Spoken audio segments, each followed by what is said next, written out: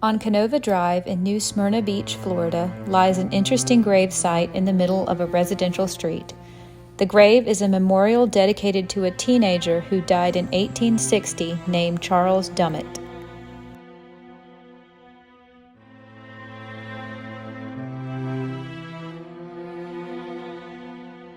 Charles Dummett was the youngest of 4 children and the only son of Douglas Dummett and Leandra Fernandez.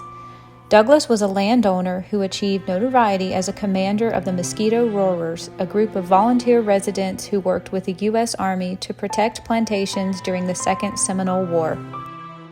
Douglas was the son of another prominent plantation owner who grew sugar and citrus.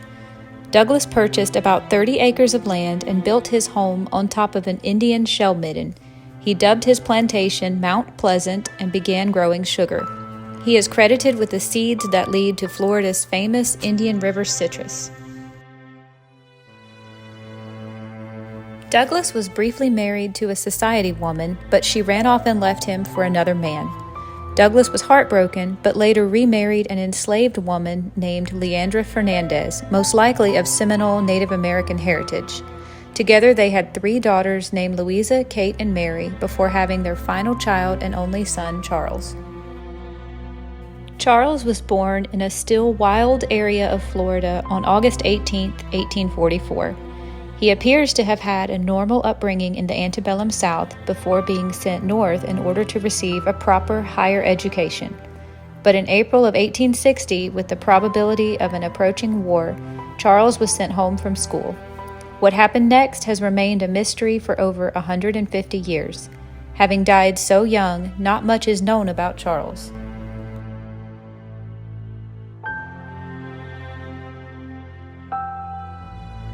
The exact cause of Charles's death remains unknown, although it was most likely the result of a gunshot wound. Most accounts attribute his death to be the result of a hunting accident when a rifle was discharged accidentally. Some theories suggest that he was accidentally shot by his friend and hunting partner. Others suggest that Charles may have become entangled in the dense brush and stumbled and fell, discharging his rifle in the process. Still other rumors suggest Charles may have committed suicide, taking his own life over the abuse he received in his northern school because of his mixed-race status.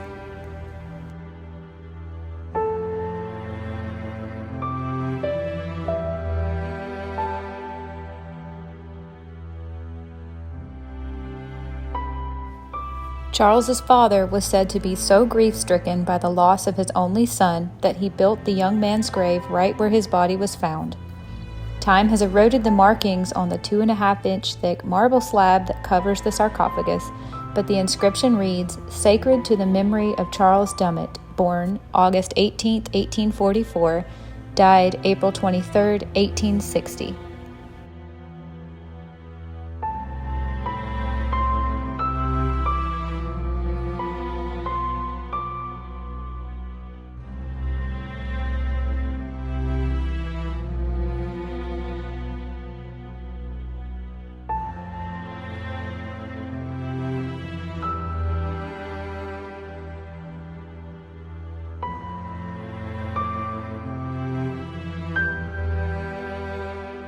Years after Charles died, his father Douglas agreed to sell some of his property to the city of Coronado Beach for development, but he insisted that his son's grave remain untouched.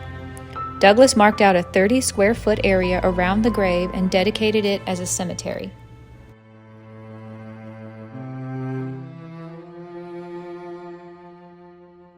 Over time, development grew up around the gravesite.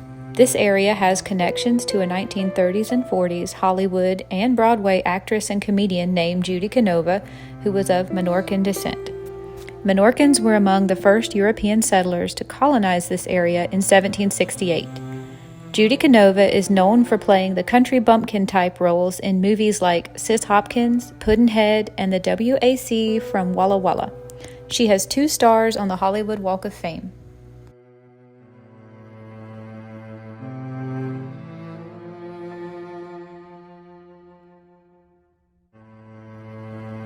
Judy Canova originally hoped to build a trailer park on this site known as the H.L. Canova Subdivision. City Hall refused to allow her to finish developing the land as she desired, but they did allow a street to use her name. Records can still be found referring to the subdivision that never was.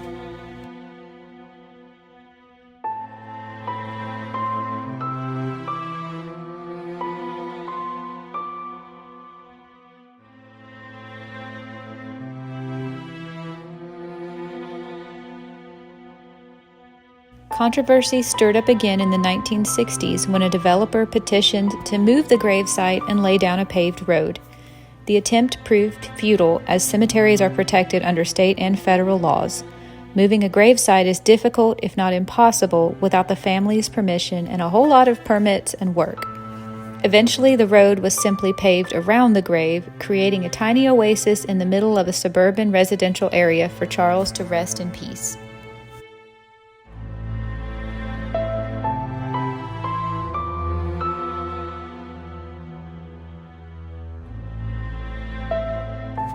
As for the monument itself, it has survived some rough days.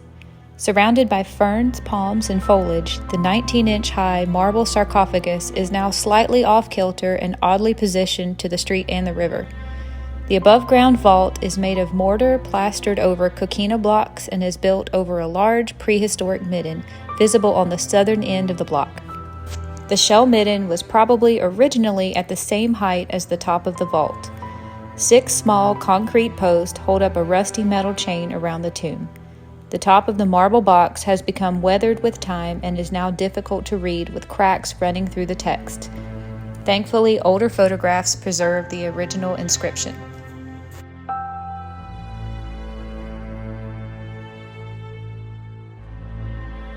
Adding to the mystery is a 2019 article from the Daytona Beach News Journal claiming that the statue of a sleeping dog atop the marble slab may not actually have even been part of the original gravesite.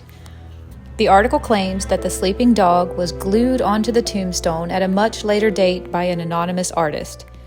At some point, the Historical Society removed the statue.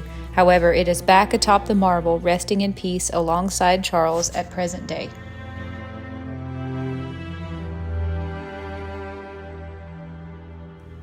Even more curious is a rumor that Charles himself may not actually even be present in this gravesite at all. The tomb was uncovered sometime in the early 1900s, and it was reported then that no remains were to be seen. Even if the grave did once hold young Charles's body, the street is often underwater during harsh storms. Hurricane Matthew flooded Canova Drive and several homes so badly that they were beyond repair and then torn down. We may never know where Charles remains today, but his grave marker was built to last.